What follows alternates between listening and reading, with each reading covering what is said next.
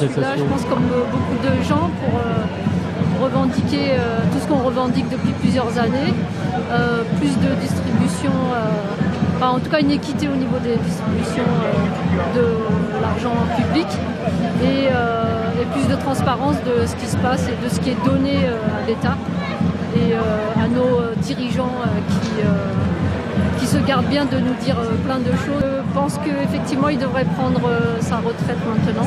Ah oui, d'accord. Du coup, ça nous ferait... alors je dis pas que ça changera plein de choses, mais en tout cas ce sera une deuxième déjà bataille après Bayrou. Angin panas gelombang demonstrasi di Asia kini mulai berhembus ke Eropa. Aksi unjuk rasa bertajuk Bloc Tout atau Block Everything pecah di sejumlah titik di Perancis pada Rabu 10 September 2025. Media Perancis menggambarkannya sebagai gerakan 10 September. Sama seperti sederet aksi massa di Nepal dan Indonesia, unjuk rasa di Perancis kali ini sama-sama dimotori oleh Gen Z sebagai penggeraknya. Namun, apa yang sebenarnya memicu aksi protes di Perancis kali ini, dan bagaimana kronologi serta apa tuntutannya?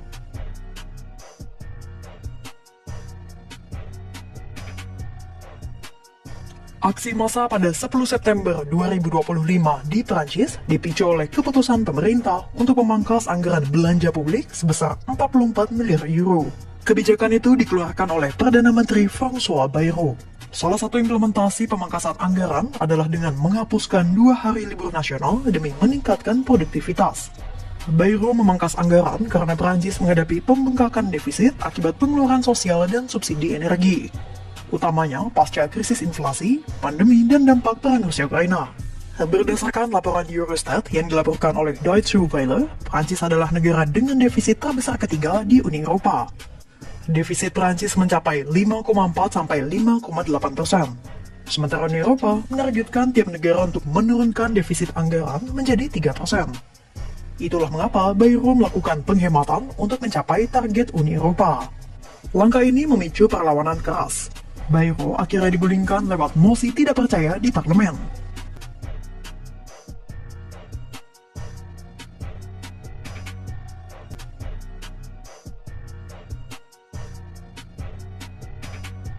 Presiden Emmanuel Macron kemudian menunjuk Sébastien Lecornu, salah satu orang terdekat Macron di pemerintahan, sebagai pengganti Bayrou.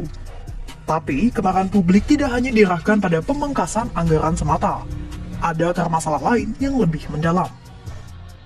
Pertama, adanya krisis legitimasi politik di Prancis. Sejak 9 Januari 2024 hingga 9 September 2025, Prancis gonta-ganti Perdana Menteri sampai 3 kali.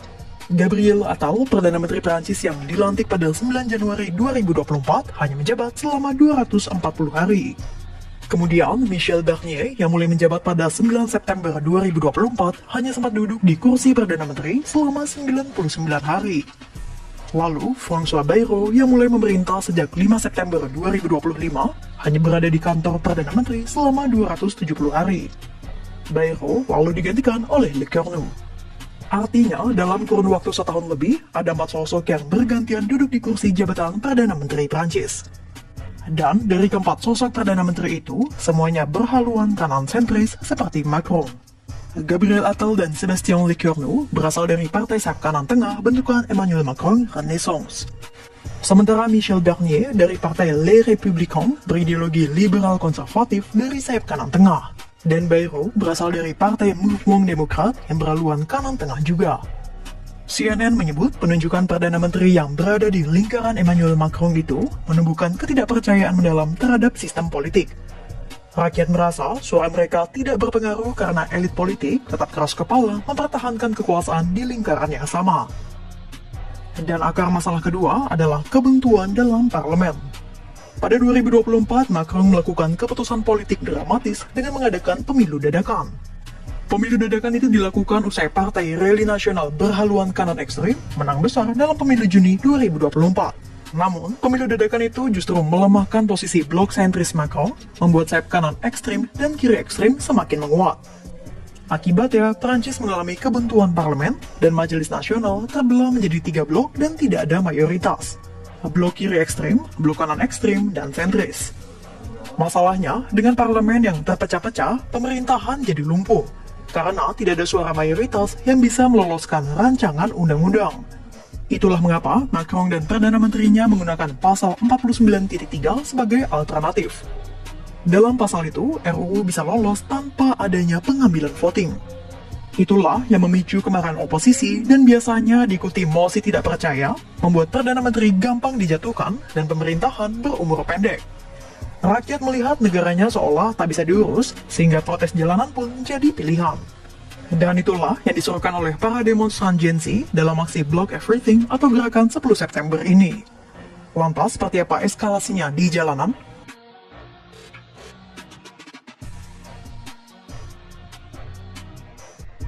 Gerakan Block Everything sebenarnya sudah disuarakan jauh-jauh hari melalui media sosial. Yang menarik, gelombang aksi Perancis di kali ini sama-sama digerakkan oleh Gen Z, sama seperti aksi massa di Indonesia dan Nepal tempo hari. Media sosial dijadikan alat untuk mengkoordinasikan pergerakan, titik kumpul, hingga taktik blokade. Seruan di media sosial itu mengajak warga untuk turun ke jalan dan melumpuhkan aktivitas di seluruh negeri. Dan pada 10 September, seruan itu akhirnya pecah menjadi gelombang aksi massa yang terjadi di berbagai kota. Mulai dari Paris, Toulouse, Marseille, Bordeaux, hingga Rennes. Unjuk rasa terjadi di 596 titik di negara ini. Kementerian Dalam Negeri mencatat lebih dari 175.000 orang terlibat dalam aksi massa. Di antara seruan-seruan kritik, bendera logo serial One Piece menjadi salah satu sorotan dalam demo ini. Logo ini juga tampak menghiasi demo besar di Indonesia dan Nepal. Aksi protes ini juga diwarnai kericuhan. Di Nantes, sekelompok anak muda membakar ban dan tong sampah untuk menutup jalan tol. Di Rennes, sebuah bus dibakar. Di Montpellier, berkada di bundaran kota memicu bentrokan saat polisi berusaha menyingkirkannya. Dan di pusat mode dunia, Paris, api sempat membakar sebuah gedung namun akhirnya berhasil dipadamkan petugas. Kerusuhan juga terjadi di Lyon, Marseille, dan Grenoble.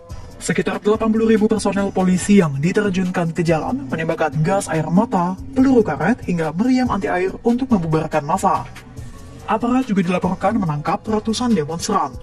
Media Perancis, Le Parisien dan Le Monde melaporkan sekitar 540 orang ditangkap dalam aksi tersebut.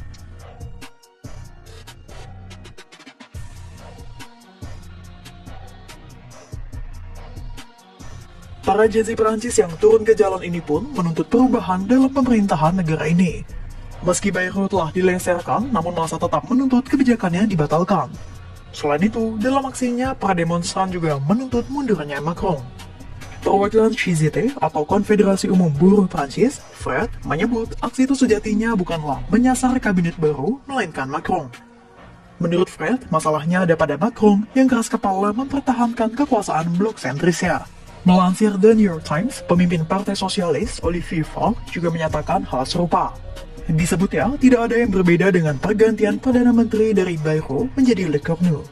Sebab keduanya sama-sama orang terdekat Macron.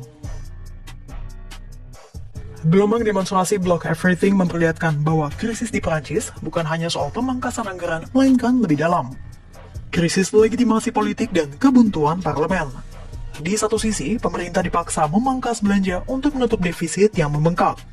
Namun di sisi lain, rakyat, khususnya Gen Z, merasa tidak lagi punya ruang dalam sistem yang dianggap hanya berputar di lingkaran elit. Suara mereka tidak didengar yang pada akhirnya memantik protes keras di negara yang jadi kiblat mode dunia ini. Jalanan menjadi arena penyaluran frustrasi. Sementara Istana Élysée terjebak dalam kebuntuan mencari solusi. Pemerintahan Macron diambang runtuh usai Perdana Menteri lengser dan sang presiden dituntut mundur rakyatnya. Bagaimana Perancis akan mengakhiri kekisruhan yang membuat rakyatnya tak lagi percaya pada pemimpinnya?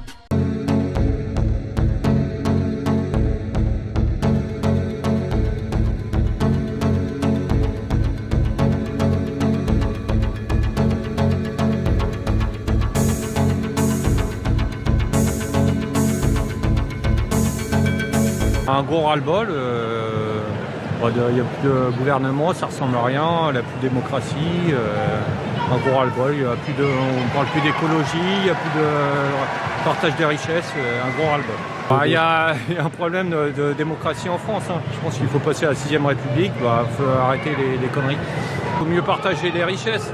La dette, voilà, on fait des cadeaux aux entreprises qui ne repartagent pas.